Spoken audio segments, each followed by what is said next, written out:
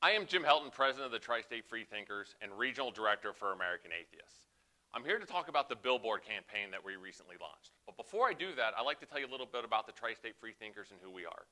We started 3 years ago with 12 members, and now as of today, we have over 1,400 members in around 3 years. We meet around 25 times a month, and everything we do falls under what we call ACEs, either for activism, for equal rights, or separation of church and state. We do a community service project almost once a week. We do educational meetings several times a month, one solely dedicated to science, or social events like game night, disc golf, murder mysteries, and a whole bunch of other fun family activities. This is not our first counter dealing with Ken Ham and the Creation Museum and the Ark Encounter. Several years ago, you may have heard, we adopted the highway in front of the Creation Museum. You cannot get to the museum without seeing our signs. Ken Ham thanked us for this great tribute, basically saying, thanks for keeping the highway clean to the Creation Museum, but you're all going to burn in hell. What I'm here to talk about, though, is the billboard we launched, the Genocide and Incest Park billboard, celebrating 2,000 years of myths. This is what's currently on Indiegogo, which you can currently fund now. We put up this billboard to counter the Ark Encounter. I want to tell you a little bit about the campaign, and then I'm going to go into why we did this. For a couple cool things. You can give us $100, and we will actually give you a poncho of protection. For $250, we will give you a poster of the billboard. And the coolest item of them all is probably for $500, this could be you drowning in the ocean looking up to Noah's Ark. Now, you may ask, like, why did we do this? Well, for several reasons. While we will defend their right to build this park, we just find it highly immoral and not appropriate for Family Fun Day.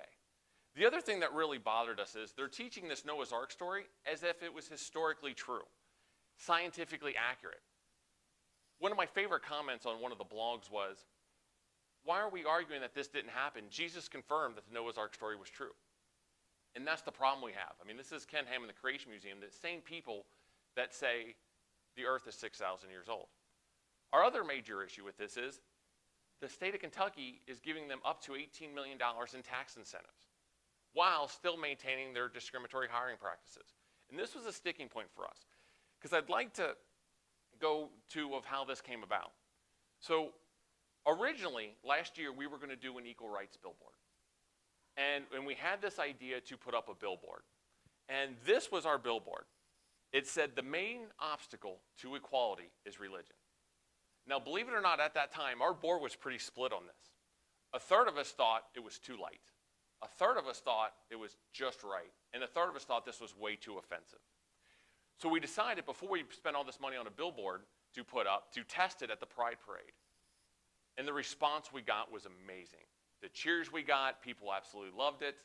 The funniest moment is probably when we were marching with this billboard, we got stopped at a light, or this poster rather, and two priests leaned over and looked at it, looked at me and went, you know, I knew we hit a home run. And when we went to the protesters, the cheers were even louder.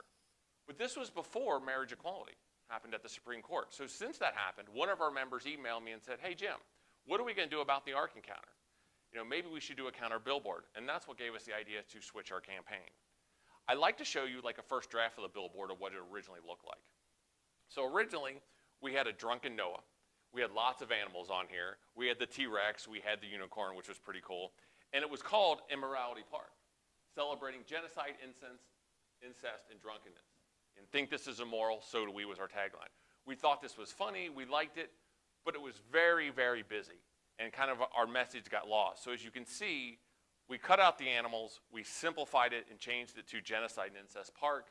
And a lot of that came to, we were at a convention, NanoCon in Tennessee, and we met with David Silverman right before we launched it, and that's when we changed the name. So we appreciate his input on this, and we changed the tagline, celebrating 2,000 years of myths.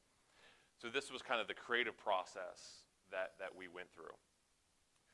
We planned a PR blitz for this, so for the funding.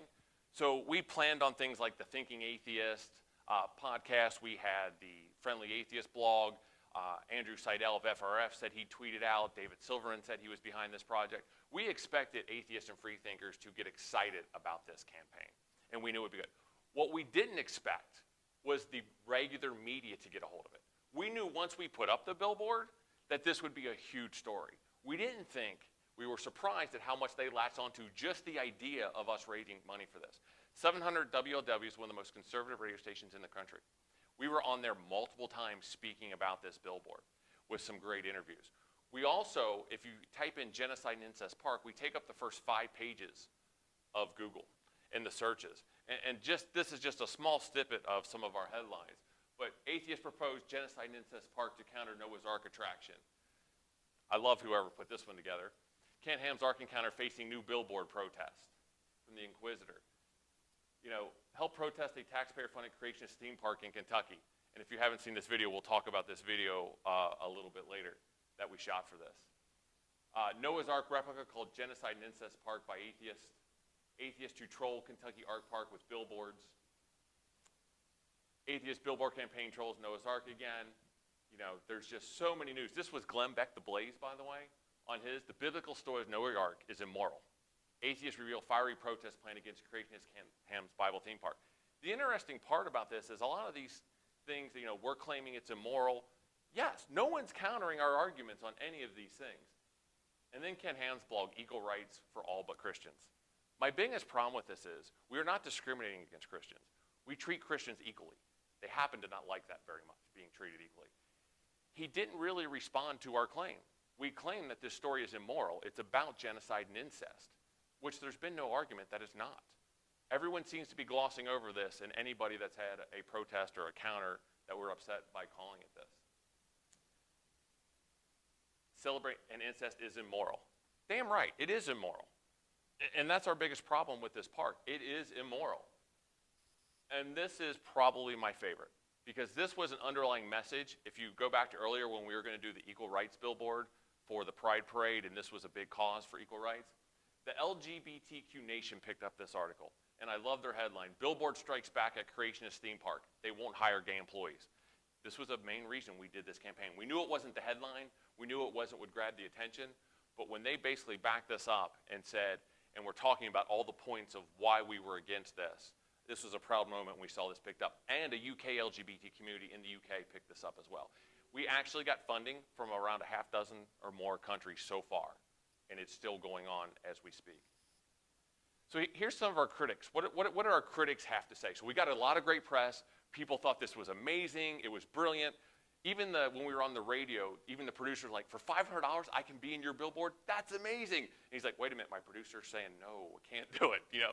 So it was a good marketing campaign, but we did get some critics, and I'd like to address some of those issues for you now.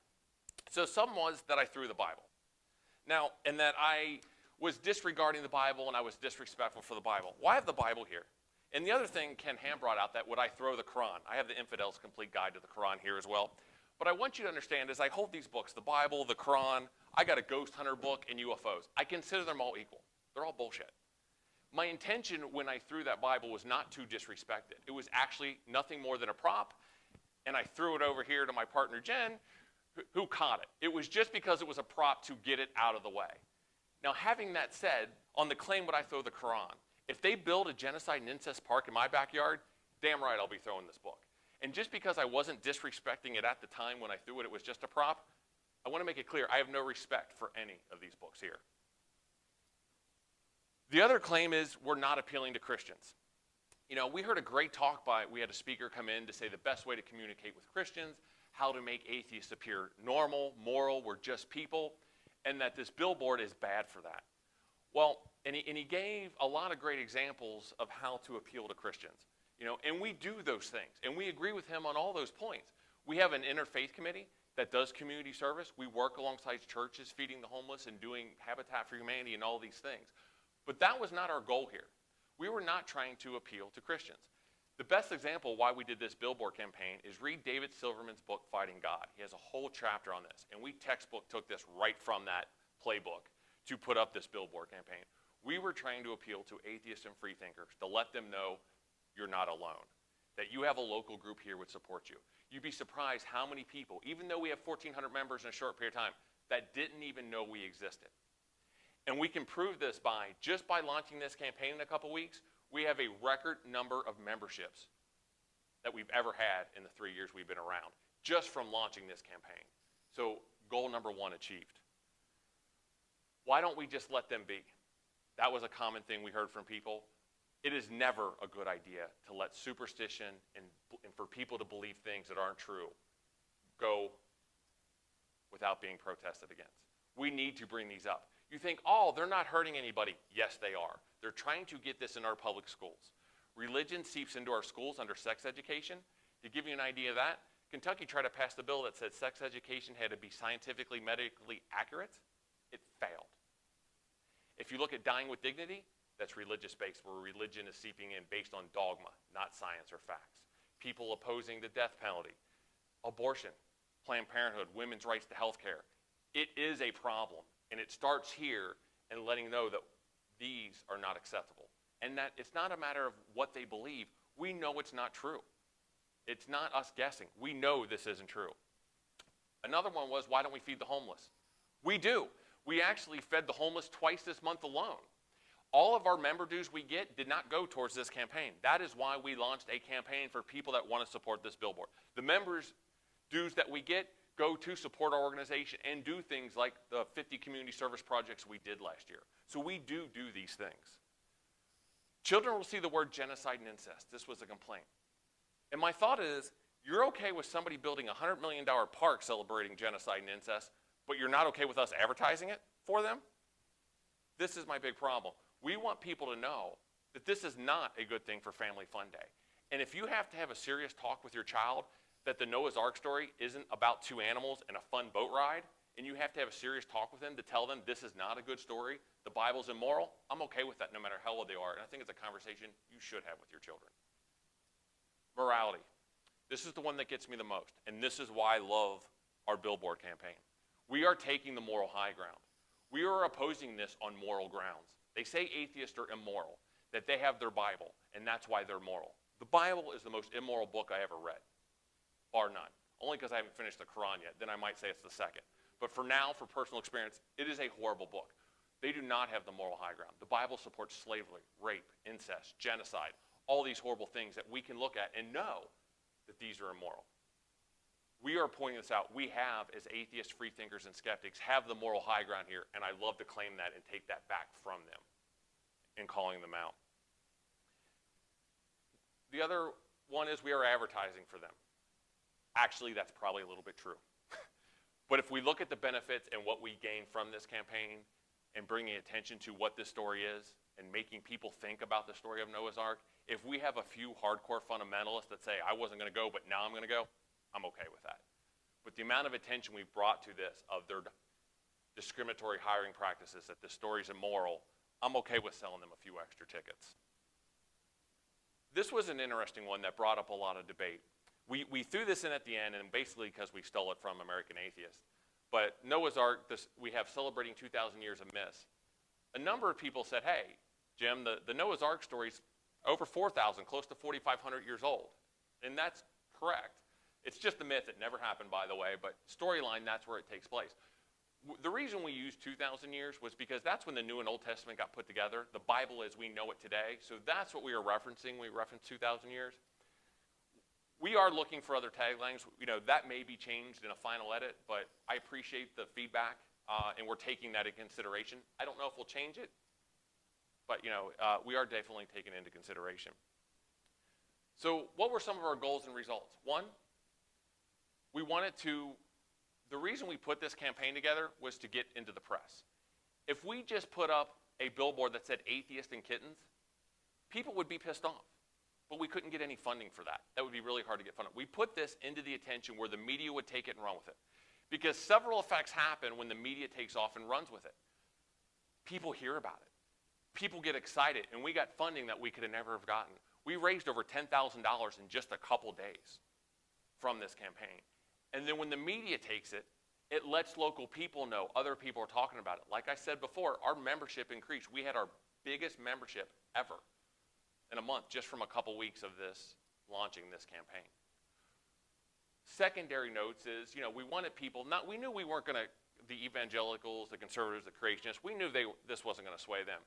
But people that would have just thought it was a park, nothing else but a water park, might hear this and be like, huh, that might not be somewhere I want to take my kids. You know, we didn't realize that they're teaching this as actual history and fact, that the Grand Canyon was formed by the Noah's flood in a couple days. that it is immoral.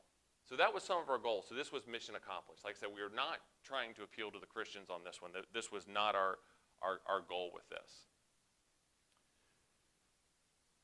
So we ran into a little bit of problem here. We didn't expect all the media blitz from the main media, like I said. So the billboard company we had agreement with immediately backed out, which left us a little bit of a problem. They said they would, but as long as we could get rid of genocide and incest. Then we got nothing. So they weren't happy about it. So we were stuck of what to do next. So we went to plan B. Now you may ask yourself, Self, what is plan B? This is plan B. We just worked out an agreement with a mobile company who will do mobile billboards. The neat thing about this mobile billboard is they will drive around the parking lot. They will drive in front of the park. They will drive to the Creation Museum opening weekend. And we probably, if we stay at the pace we are for funding, can have this truck every weekend for the rest of the summer is our goal. So it will always be there. I am actually more excited about this than the actual billboard that was going to be up for 30 days. We haven't ruled out actually doing a billboard as well. It's still a possibility. It's an uphill battle. They all say they want to be censored. We have some ideas if we just quote the Bible where God says he killed everybody, but we get rid of the genocide and incest part. But for now, we can keep the billboard. The trucking company said they approved it because I said, are you well aware of what it says? And they sent it to the printers to make sure the printers would print this, and they approved it. So super excited about this one. So we also have a new goal. If we raise $25,000 through the mobile billboard company, they have something else that's really cool. It's a little expensive, but boy, is it cool. We could fly a plane around the park, and it would have a genocide and incest park banner. It would be around 40 foot by 120 foot long. That would fly around there. It's expensive, but it would be cool if we do it. So that's it. We had a goal at 15,000 stretch, but if we get to 25, this is what we will be doing. They approved that as well. So you might ask yourself, what's next for the Tri-State Freethinkers? What are we going to do to top ourselves? Every year we've done something pretty cool. We adopted the highway in front of the Creation Museum. We tackled sex education in public schools, fighting abstinence only, trying to get comprehensive sex talk. And we fought the Gideons, Bibles distributions. We've successfully stopped them in some schools and challenged them in others. Our goal is to do a free thought activity coloring book for kids. We've passed out the Atheist Manifesto, the Atheist Primer, a humanist book, the Atheist Survival Guide to Schools. We actually want to come up with our own coloring book. We kind of got it from the Satanic Temple's coloring book. We want to design one for free thought for kids that we can pass out to elementary school kids when the Gideons are passing out Bibles. We are working on that starting now. Our other thing is we want a nativity scene. So we helped the FFRF do a nativity scene, putting up the Bill of Rights. I've been censored and not allowed to talk about this brilliant idea I want to do by the nativity scene, but I want to leave you with this. You saw what we did with the Genocide and Incest Park billboard. I guarantee you the nativity scene is just as epic, that you will love it. So once we get a rendition of that and we get an artist to draw it, I will be happy to share that with you. So with that, I thank for everybody who contributed to the Genocide and Incest Park campaign.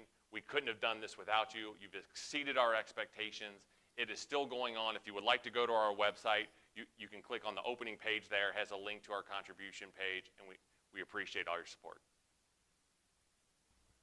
Okay, so as a free thought group, not every member of the group is as strong of an atheist or non-religious person. There are some more religiously inclined members. Have you gotten any feedback from them, or do you know how they feel about the billboard campaign? So technically, we're not an atheist group. We don't ask what your religion is, if it's none, anything. We have some DS religious members in our group. The feedback then, we did get some negative feedback and critics, as you saw. But we lost a few members, but we lose a few members anyway. But we lost 0 members that actually attended any one of our events. The only members we lost were people that have never showed up. And it was at a normal pace that we lose members. People respected our opinion on this, even though they disagreed, because we do all those other things, the community service projects, the social, the education. We didn't have anybody, as of yet, leave our group and say, screw you guys, I'm out. They voiced their opinion. We had some dialogue. They didn't have to be happy with it, but we do so much more than this billboard. And nobody has left our group that's been to at least one meetup. Any lessons learned? Yes. A couple things, and it brought to our attention, because we lost basically the agreement with the billboard company. You know, some of our board talked about we had to have it in writing ahead of time. We had a verbal agreement with them. We had an exchange. The problem was, though, they had an out. Because of our brilliant marketing strategy to add people to the billboard, we could not give them a final proof until the campaign was over. So they had an easy out just to say, no, we don't approve, because we could not give them a final product. Even they knew exactly what it said. They said, is this an offensive billboard? We said, yes, it's genocide and incest. They said, okay, we're going to charge you more. We said, fine, but because we didn't have a final proof, so they had an easy out. We also learned, we originally planned to do this in stages, and it got way out of control way fast. We got ahead of it quickly, but we planned to do this in increments, and you have to be prepared for the media blitz. We've been down this road before with other campaigns, so we were quickly able to adapt. But like I said, we did get a little surprised when the major media picked it up just as a campaign. You know, so you need to be ready for it. But we got a great PR director. We have a number of people working on this for it. And this took time. You know, the time it put into this was a lot of time and effort and the creativity to put it together. So Jim, there are a lot of more what you might call mainstream Christian churches that promote the Noah's Ark story and celebrate it. I guess, what is your message toward them? I mean, is your group going to start protesting different churches now? We have no plans to protest any churches. You know, we want to challenge the churches to take a look at, one, these stories are myths. They're not true. And like many stories of the Bible, there's what is the moral of the story. Some churches accept that this isn't a historical fact, but what's the moral of the story? But our point is this: even if you're going to accept it as a fable or as a story, and the moral of the story is not a good one. You know, some people claim, well, God killed the wicked people. There was innocent babies. There was kids. They were not wicked. Keep in mind, God slaughtered everybody on the earth but one family. And then for the second time, repopulated the earth through incest. We want to challenge them to read the Bible. You know, and any quiz out there that says who knows more about the Bible, atheists by far know the Bible. And that's why we're atheists, because we read the damn book. 85% of Christians haven't read it. We want them to read the story. Read Genesis chapter 6 through 9. Read it. When it tells you Moses lived to 900 years old, do you believe that is true? Look at the size of this ark. Do you think they could get all the animals on there? And look at the morality of it. That's where we want to challenge them, and we want to have open dialogue with them. Two is how to address why people who are religious and still believe the Noah's Ark story should be opposed to the Ark Park. The main issues here is, even if you are religious and you want to build this park, there's a clear separation of church and state. Meaning, if you are going to get tax incentives as a public company, which the Ark Encounter is, then you have the right to receive that money for tourism. But then you have to follow their hiring practices. If you are a nonprofit and your money can be tax deductible, but then you cannot receive money from the state, then you can discriminate in your hiring practices. They're doing all of that. So the Ark building itself is a for-profit company. You can donate to the actual Noah's Ark, which is a nonprofit. They can receive the $18 million from the Ark Encounter, but through the Ark, Noah's Ark, they're using their discriminatory hiring practice. No gays, no atheists, no Catholics. You have to be a creationist to work there and sign a statement of faith. So this is a clear violation of separation of church and state. In debating in Christian sites, our billboards, I have received a lot of, why are you trying to dispel the voice of Christians? Why can't we just have our beliefs and our, they don't say myth, but why can't we just have these stories and you guys leave us alone? What's your thoughts on that? Because they don't leave us alone. That's really the point, which I talked about earlier. They're putting this into our schools. They're putting this into our government. They're putting this into women's health care. If they left us alone, we'd be happy to leave them alone, but they don't. And that's why I feel we are morally obligated to point these things out and stop it dead in its tracks. We have the moral high ground, and we need to take it and run with it. And if that's not enough, Kentucky just proposed a bill that's going through the Senate or House, I'm not sure which, to say to teach the Bible in public schools. It happened this month. Now, if they were going to teach it as an historical document, which It's not historical at all. And if they taught multiple religions, we wouldn't have a problem with that. But we know down south in Kentucky, eastern western Kentucky, they're going to be teaching the Bible as historical fact and using it to proselytize. It doesn't stop at just let them be, because they will not let us be. The other reason we formed this organization was to protect students and parents. So when people have a complaint in a school or a child has a school, when they can come to us. We will be the face. We will take the press. We will take the hate mail. And I get some great love letters, by the way. We are going to shoot a video of me reading all the hate mail I got here soon. But we can take that heat so that the students don't get discriminated against, the parents don't get ostracized or lose your job. So why are these billboard companies allowed to discriminate against us? I mean, pretty much they're fine until the media blitz hit. Now they're discriminating against us, and it's not the first time this type of stuff has occurred. Why can they get away with it? It's basically they're private companies, and if they think something's offensive or not to their liking, they can just not put it up. There's not much we can do about it. That's when we started this campaign, and we checked with attorneys, and we vetted this, is they said, you'll never get this up. And I was like, we already have a company that's willing to do it. And they're like, wow, awesome. But there can be a lot of backlash too. If it says the billboard, most of these companies say the billboard company on there, and they get a lot of hate mail, they get a lot of phone calls that they're not willing to stand up against, thinking that they're promoting whatever message. So most billboard companies, though, what they call a political rate. So if you're going to put up, say a Republican wants to put up an ad trashing the Democrat, they pay a higher rate. It's the same rate year round. They can never get a discount. But then the Democrat can then counter with his hate speech back at him, and they can go back and forth. Billboard company makes a lot of money. My argument, though, was Answers in Genesis took a pop shot right at us on a billboard campaign with this billboard company that says you can't sink this ship, talking about us and groups like ours who went after them for the tax incentives. So they were allowed to put up their billboard coming at us, but we were not allowed to put up ours. They did say they would do it if we would remove genocide and incest, but then what are we left with? Yeah. But basically, it's a private company. They can put up what they want. And legally, they can do that on messaging.